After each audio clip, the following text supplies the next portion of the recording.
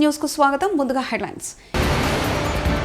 Trump సుంకాల నిర్ణయం భారత్ కు రివెంజ్ తీర్చుకుంటుందా? ఆరోగ్య రంగంలో సంస్కరణలు చంద్రబాబు విజన్ ఇదే. ఆదివాసీ గ్రామాలకు సరైన రోడ్లు లేవు పవన్. భద్రాచలంలో వైభవంగా రాములోని మహాపట్టాభిషేకం, భారీగా హాజరైన భక్తులు. అమెరికా సుంకాల నిర్ణయం తర్వాత భారత్ యుఎస్ మధ్య వాణిజ్య సంబంధాలు ఎలా మారతాయని అనేక మంది ఆసక్తిగా చూస్తున్నారు.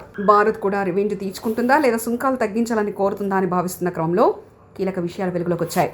తాజాగా వచ్చిన నివేదికల ప్రకారం ప్రతీకారం తీర్చుకోవడం ఉండదని, దానికి అనుగుణంగా వాణిజ్య ఒప్పందం కుదుర్చుకునే ప్రయత్నాలు కొనసాగుతున్నాయని ఓ ప్రభుత్వాధికారి తెలిపారు. ఆదివాసీ గ్రామాలకు సరైన రహదారులు లేవని డిప్యూటీ సీఎం పవన్ కళ్యాణ్ అన్నారు. గత ప్రభుత్వం నిధులు అడ్డగోలుగా వాడి గిరిజన గ్రామాలకు రోడ్డు వేయలేదని విమర్శించారు. ఏజెన్సీ గ్రామాల్లో డోలీ కష్టాలు చూశామన్నారు. త్వరలోనే వీటికి స్వస్తి పలుకుతామన్నారు. గిరిజన ప్రాంతాల్లో రోడ్ల కోసం సీఎం చంద్రబాబు 49 కోట్లు విడుదల చేశారని పవన్ గుర్తు చేశారు. ఎక్కువ వెనుకబడ్డ ప్రాంతంలోనే మనం ఎక్కువ వెనుకబడిన ప్రాంతం 3 జాతీయ సార్. ఇందులో కనీసం ఒక అధికారి వాతీసకి అయినా అవసరం మా ఉద్యోగకు వరుసకి చాలా అసహించుకుంటున్నది. అంటే ఇంకా అప్డేట్ లో హిల్లం సార్. అంటే చాలా వెనుకబడిన గాను ఒకప్పుడు తిండి కావచ్చు, చదువు కానీ చదివినం కానీ ఒక రిజర్వేషన్. ఒక 49 కోట్లు రాష్ట్ర ప్రభుత్వం నుంచి శాంక్షన్ చేసి అడవి తల్లి కార్యక్రమానికి శ్రీకారం చుట్టడానికి చాలా బలం ఇచ్చింది. సో మనస్ఫూర్తిగా గౌరవ ముఖ్యమంత్రి శ్రీ నారా చంద్రబాబు నాయుడు గారికి నా హృదయపూర్వక ధన్యవాదాలు తెలుపుకున్నాను. ఈ అడవి తల్లి బాట అంటే నేను దారిలో వస్తూ ఉంటే ఒక్కొక్క ఊర్లు ఎలా ఉన్నాయని చూసుకుంటూ ఉంటే మన విశాఖపట్నం ఎయిర్పోర్ట్లోంచి దిగి మన అరకుకు వస్తూ ఉంటే చుట్టూతా కొండలు, లోయ ప్రాంతం, జీడి తోటలు, టేకు వృక్షాలకి అల్లుకున్న తీగలు, మధ్యలో నివాసాలు, రిసార్ట్లు, ఒకవైపేమో ఆకుల్ని రాలిపోతూ మూడి వరిగిన వృక్షాలు ఒకవైపు కనిపిస్తూ ఉంటే ఇంకోవైపు పచ్చదనంతో చిగురిస్తున్న వృక్షాలు, ఒకవైపు ఆకులు రాలే ఒకవైపు ఉంటే ఇంకోవైపు పచ్చదనంతో వసంతంతో చిగురిస్తున్న వృక్షాలు ఒకవైపు, రహదారికి 2 వైపులా. అలాగే అమరావతిలో మెగా హెల్త్ హబ్ ఏర్పాటు చేయబోతున్నామని ముఖ్యమంత్రి చంద్రబాబు నాయుడు అన్నారు. సోమవారం మీడియాతో సీఎం ఏపీలో వైద్యం, ఆరోగ్యంపై చంద్రబాబు పవర్ పాయింట్ ప్రజెంటేషన్ ఇచ్చారు. అలాగే ఏపీలో పెరిగిన వైద్య ఖర్చులు, వివిధ వ్యాధుల వివరాలు వెల్లడించారు. అమరావతిలో మెగా గ్లోబల్ మెడిసిటీ ప్రాజెక్టు ఏర్పాట్లు చేయాలని భావిస్తున్నామని, మొత్తం 200 ఎకరాలు ఇందుకు అవసరం అవుతాయన్నారు. కేంద్ర ప్రభుత్వం ఇది ఏర్పాటు చేస్తుందన్నారు. అమరావతిలో హెల్త్ సిటీలో ఏర్పాటు చేస్తామన్నారు. అతి త్వరలో దీనిపైన నిర్ణయం తీసుకుంటామని ముఖ్యమంత్రి వెల్లడించారు. వాడితే ఆ ఫ్యామిలీ ఐడిల్. అదే సమయంలో ఆయిల్ 15 ml ఫర్ డే చొప్పున 1800 ml అంటే 2 లీటర్లు అప్రాక్సిమేట్ గా వాడితే that is the ideal. Sugar 25 గ్రాములు 30 రోజులు 3000 గ్రాములు, దగ్గర 3 kgs. అంటే ప్రతి ఒక్కరూ నలుగురుండే ఫ్యామిలీ యావరేజ్ 600 గ్రాములు సాల్ట్, 1800 అంటే 2 లీటర్లు ఆయిల్, 3000 గ్రాములు అంటే 3 కేజీలు షుగర్. ఇది 600 గ్రాములు అంటే 0.6 kgs ఆఫ్ సాల్ట్. మనం తెలియసో తెలియకుండా ఉప్పు ఎక్కువ వేసేసుకుంటున్నాం, బాగా టేస్ట్ ఉంటుందని. అక్కడి నుంచి ఈ ప్రాబ్లమ్స్ అన్ని స్టార్ట్ అవుతున్నాయి. This is ideal diet. రెండోది కూడా నేను చూశాను నిన్న, one of the best diet. Residential school కి వెళ్ళాను నిన్నే అందుకమ్మా. 7 times స్మాల్ మీల్ ఇస్తున్నారు. మార్నింగ్ నిద్ర లేస్తానే మిల్క్, బ్రేక్ఫాస్ట్, చిక్కీ ఒక స్నాక్, లంచ్, ఈవినింగ్ ఒక స్నాక్, మళ్ళా డిన్నర్, మళ్ళీ ఒక ఫ్రూట్ పడుకునే ముందు. Ideal food. ఈ 7 వల్ల పీరియాడికల్ గా స్మాల్ డోసెస్ ఏది గ్లూకోజ్ లెవెల్స్ కంటిన్యూగా పనిచేస్తున్నాయి. అంటే ఎక్కువ రైజ్ అయిపోదు, తగ్గదు, ఎనర్జీ లెవెల్స్ కన్సిస్టెన్సీ ఉంటుంది, స్లీప్ బాగుంటుంది, గ్రోత్ బాగుంటుంది. That is the ideal situation. అందరూ 7 సార్లు 6-7 సార్లు గాని స్మాల్ మీల్ గాని ప్రాక్టీస్ చేయగలిగితే దట్ విల్ ది బెస్ట్. రెండోది నేను చెప్పింది ఇది కూడా, ఏదైతే 600 గ్రాములు సాల్ట్, అదే మరి 2 లీటర్లు మాక్సిమం ఆయిల్, ఇంకొక పక్కన 3 కేజీలు షుగర్. ఈ 2 తంబు రూల్ కింద గాని ఫ్యామిలీస్ అన్ని ప్రాక్టీస్ చేయగలిగితే చాలా డిసీజెస్ మనం కంట్రోల్ చేసుకునే పరిస్థితి వస్తుంది. మంగళగిరి డాన్ బాస్కో స్కూల్ సమీపంలో ఏర్పాటు చేసిన ప్రాంగణానికి చేరుకున్నారు మంత్రి నారా లోకేష్. 3వ రోజు శాశ్వత ఇళ్ల పట్టాల పంపిణీ కార్యక్రమం ప్రారంభించిన మంత్రి నారా లోకేష్ నెరవేరుతున్న మంగళగిరి నియోజకవర్గ పేదల దశాబ్ద కళ మన ఇల్లు మన లోకేష్ పేర్లతో ఇళ్ల పట్టాల పంపిణీ ఉదయం కొలన్కొండ గ్రామానికి చెందిన 231, పద్మశాలి బజార్ 127, మధ్యాహ్నం పెనుమాక 179, ఉండవల్లి 77, ఇప్పటం 10, మొత్తంగా 624 మంది లబ్ధిదారులకు శాశ్వత ఇళ్ల పట్టాల పంపిణీ చేయనున్న మంత్రి నారా లోకేష్. కేవలం అద్దుకుంటున్న ఇల్లు మంగళగిరి నియోజకవర్గంలో ఉంది. నియోజకవర్గ ప్రజలకి మంచి పని చేయాలన్న లక్ష్యంతో ఆనాడు పోటీ చేశా. నేనేంటో మీకు అర్థం లేదు, మీ సమస్య ఏంటో నాకు అర్థం లేదు. ఎన్నికలు అయిపోయినాయి. 5,300 ఓట్లతో ఓడిపోయా తల్లి. ఓడిపోయిన రోజు మటుకు బాధ కలిగింది. కానీ రెండో రోజు నుంచి ఆ బాధ, ఆవేదన నాలో కసి పెంచింది. మంగళగిరి ప్రజలకి మంచి పనులు చేయాలా, ప్రతిపక్షంలో ఉన్న పర్వాలేదు, వాళ్ళ మనసు గెలుచుకోవాలని లక్ష్యంతో ఆనాడు నుంచి నా పని ప్రారంభించాను. తల్లి ఒక్కసారి ఆలోచించండి. ప్రతిపక్షంలో ఉన్నప్పుడు మీ ఆరోగ్యం కోసం ఎన్టీఆర్ సంజీవిని పెట్టా, తాడేపల్లిలో క్లినిక్, మంగళగిరిలో క్లినిక్, మన దుగ్గిరాల్లో ఏకంగా ఒక మొబైల్ క్లినిక్ పెట్టా. ఈ రోజుటి కూడా ఉచితంగా మేము మందులు ఇస్తున్నాం మా క్లినిక్లో. రెండోది, ఊర్లో పెళ్లి జరిగితే గౌరవంగా బట్టలు పెడుతున్నాం. ఆనాడు కార్పొరేషన్ స్పందించబోతే ఎవరికైనా నీటి సమస్య ఉందంటే ఉచితంగా ట్యాంకర్లు పెట్టి నీరు మీకోసం అందించాను. పిల్లలు క్రికెట్ ఆడాలంటే వాళ్ళ కోసం మంగళగిరి ప్రీమియర్ లీగ్ కూడా 3 సార్లు ఏర్పాటు చేస్తాం జరిగింది. ఇంకో పక్కన మహిళలు సొంత కాళ్ళపై నిలబడాలి, కేవలం కుట్టు నేర్పిస్తే కాదు, ఉచితంగా మెషిన్ అందజేసి అవసరమైన పని కూడా ఈరోజు తెలుగుదేశం పార్టీ మీకు కల్పిస్తుంది. తల్లి హెచ్సియుని 4th సిటీకి తరలిస్తామన్నది మల్లు రవి అభిప్రాయం కావచ్చు. టీపీసీసీ అధ్యక్షుడు మహేష్ కుమార్ గౌడ్ ఏఐను వాడి లేని జింకలు నెమళ్లు చూపించిన వాళ్ళను ఎవరిని వదిలిపెట్టారు. TPCC president Mahesh Kumar Yadav. మల్లు రవి గారి అభిప్రాయం ఏముంటుంది? అది అంటే ఆయన సెంట్రల్ యూనివర్సిటీ సిటీ మధ్య ఉంది కాబట్టి ప్రశాంతంగా ఉండాలని వేరే దూరం తరలిస్తే బాగుంటుందని మల్లు రవి గారి అభిప్రాయం కావచ్చు. అది ఎస్, అభిప్రాయాలు, వ్యక్తిగత అభిప్రాయాలు ఇక్కడ ఉంటాయి. నాకు తెలిసి రాష్ట్ర అధ్యక్షుడు నాకు అలాంటి సమాచారం ఏమి లేదు, అలాంటి ఆలోచన కూడా ఏమి లేదు. ఇప్పుడు అది కోర్టులో ఉన్నటువంటి అంశం. అది కోర్టు నిర్ణయం వచ్చే వరకు మనమే మాట్లాడకూడదు. కోర్టు నిర్ణయించిన తర్వాత అప్పుడు ఆలోచిద్దాం ఏం చేద్దాం అనేది. నేను ఇవాళ ముఖ్యమంత్రి గారు విజ్ఞప్తి చేస్తాను, ఏ అని వాడి లేని జనికలను సృష్టించి లేని నెమ్మల్ని సృష్టించిన వ్యక్తులను ఎవరిని వదలకూడదు. ఇది వల్ల మాకే కాదు, మీకు కూడా ప్రమాదమే. వ్యక్తిగత స్వేచ్ఛకు భంగం కలిగించే విధంగా ఏ టెక్నాలజీ వాడి లేనిది ఉన్నట్టుగా, లేని జంతువులు ఉన్నట్టుగా, లేని పీకాక్స్ ఉన్నట్టుగా ఎవరైతే చిత్రీకరించారో వారిని డెఫినెట్గా వారి మీద క్రిమినల్ చర్యలు ఉండాలి. నేను మీ ద్వారా ముఖ్యమంత్రి గారిని మా ప్రభుత్వం డిమాండ్ చేస్తాం. భద్రాద్రిలో శ్రీ సీతారామచంద్ర స్వామి వారికి పట్టాభిషేక మహోత్సవాన్ని ఘనంగా నిర్వహించారు. భక్తుల జయ జయధ్వానాల మధ్య కళ్యాణ మండపంలో స్వామివారికి పట్టాభిషేక ఘట్టాన్ని అర్చకులు చేపట్టారు. ఈ కార్యక్రమానికి తెలంగాణ గవర్నర్ జిష్ణుదేవ్ వర్మ హాజరయ్యారు. తొలుత ఆలయం వద్దకు చేరుకున్న గవర్నర్కు ఆలయ అధికారులు ఘనస్వాగతం పలికారు.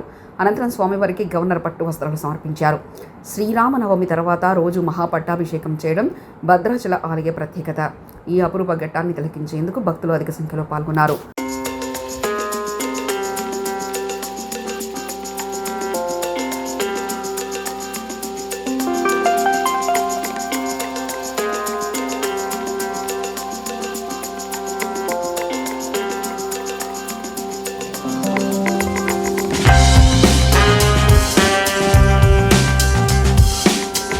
జగన్ పర్యటనపై ఎమ్మెల్యే పరిటాల సునీత సంచలన వ్యాఖ్యలు చేశారు. జగన్ రాకుండా ఆపే దమ్ము, ధైర్యం రెండూ మాకున్నాయి. హెలికాప్టర్ను గాల్లోనే వెనక్కి పంపే శక్తి ఉంది, కానీ మాకు చంద్రబాబు నాయుడు ఆ సంస్కృతి నేర్పలేదు. గతంలో మీరు పరిటాల రవిని అడ్డుకున్నట్లు మేము చేయం. చావును రాజకీయం చేయడానికి జగన్ వస్తున్నారు. టీడీపీ నేతలు సహనం కోల్పోద్దు అంటూ చెప్పుకొచ్చారు. ఏపీలోని కూటమి ప్రభుత్వ పాలనలో ప్రజలు మంచినీళ్ళు కల్లాడిపోతుంటే మరోవైపు మద్యం మాత్రం ఏరులై పారుతుందని మాజీ మంత్రి వైఎస్ఆర్సీపీ నేత పేర్ని నాని విమర్శించారు.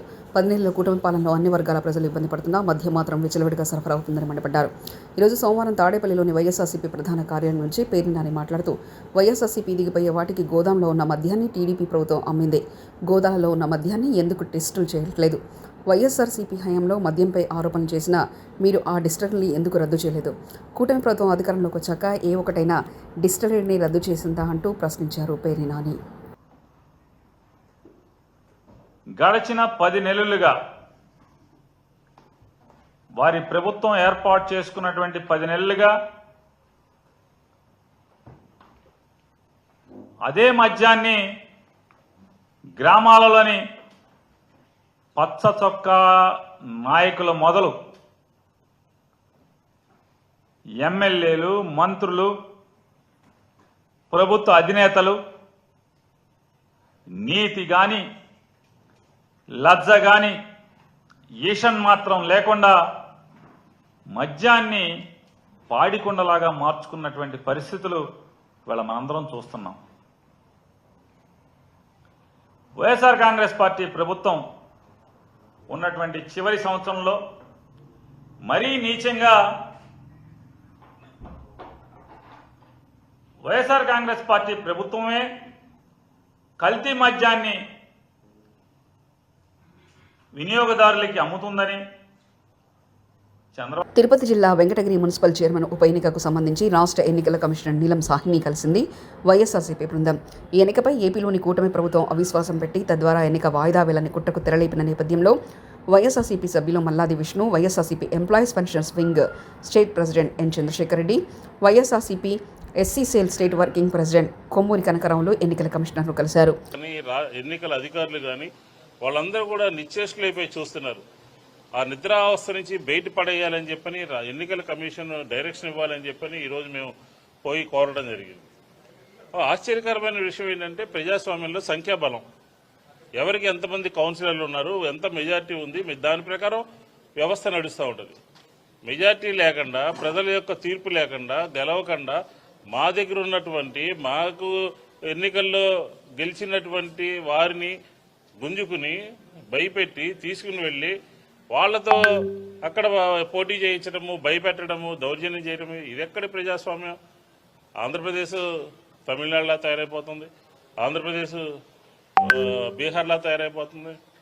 ఇదేనా గూండా రాజ్యం నడుస్తుంది?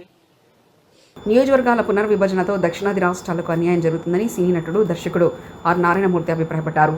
మాజీ మంత్రి వడ్డే సోమనాథేశ్వరరావు రచించిన రాష్ట్ర ప్రభుత్వ పథకాల్లో ప్రాధాన్యతలో సవరణలు ఆవశ్యకత పుస్తకాన్ని విజయవాడ ప్రెస్ క్లబ్లో ఆర్ నారాయణమూర్తి ఆవిష్కరించారు. ఈ సందర్భంగా నారాయణమూర్తి మాట్లాడారు.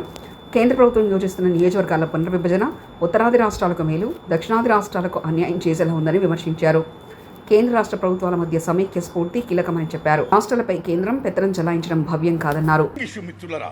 దేశం చాలా క్లిష్ట పరిస్థితులు మీరు నమ్మండి.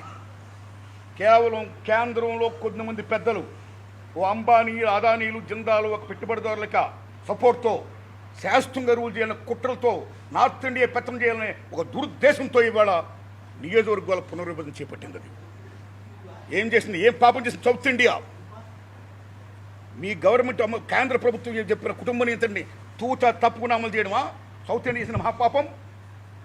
సెంట్రల్ గవర్నమెంట్ ఇండియా ఏ పనులు అయితే కట్టమందో ఆ పనులన్నీ కూడా చాలా గొప్పగా కట్టి కేంద్రం రాష్ట్రాల బలోపేతానికి కృషి చేసిన పాపమా సౌత్ ఇండియా? ఇవాళ సౌత్ ఇండియా ఏం చేసిందని మీకు ఈవేళ సౌత్ ఇండియాకి ఎంపీ స్థానాలు లేకుండా మీరు చేస్తారు.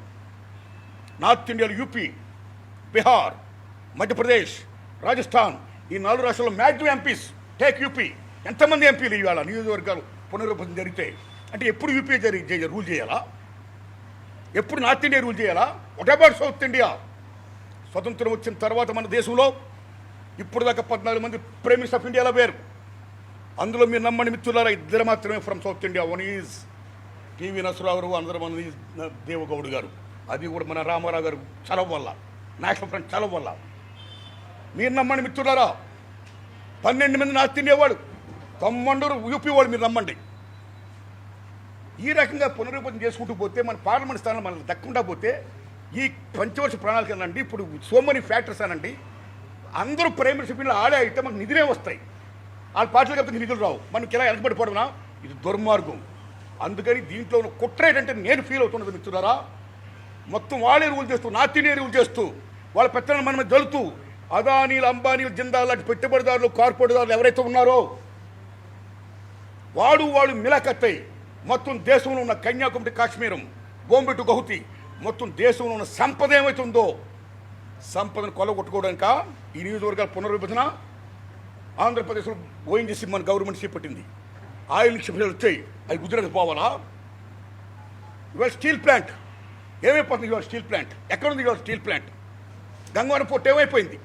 అదైనా కట్టబడాలా? అన్ని పోర్ట్లు కూడా. What the hell is going on? సంపద వికేంద్రీకృతంగా.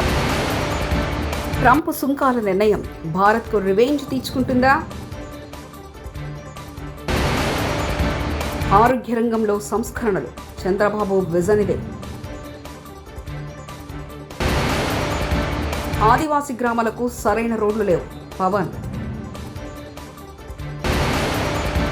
భద్రాచలంలో వైభవంగా రాములోరి మహాపట్టాభిషేకం, భారీగా హాజరైన భక్తులు. ఇవి బులెటిన్ విశేషాలు.